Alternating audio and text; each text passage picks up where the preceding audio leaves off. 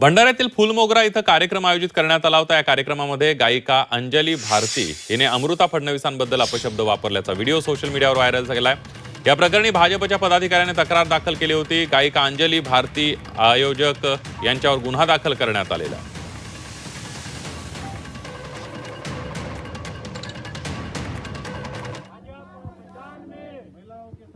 महिलांना पुरुषांनी एवढे अधिकार मिळाले पाहिजे या बाबासाहेबांच्या याच्यावर चालण्यासाठी आपण एक अशा प्रकारचे आयोजन होत राहते। पण ह्याच आयोजनामध्ये काही समाजातील विकृत प्रवृत्ती समाजामध्ये तेढ निर्माण करण्याच्या उद्देशाने असो या समाजांना भडकवण्याच्या उद्देशाने अशा प्रकारचे वक्तव्य करत असतील त्याच्या विरोधात आज भारतीय जनता पार्टी संपूर्ण जिल्ह्यामध्ये सर्व पोलीस स्टेशनमध्ये आज यांच्या विरोधात गुन्हे दाखल करण्यासाठी आम्ही निवेदन दिलेलं आहे। निश्चितच पोलीस विभाग यावर उचित कारवाई करेल, आयोजक आणि भारती याच्यावर कारवाई करेल अशी आम्हाला आशा आहे।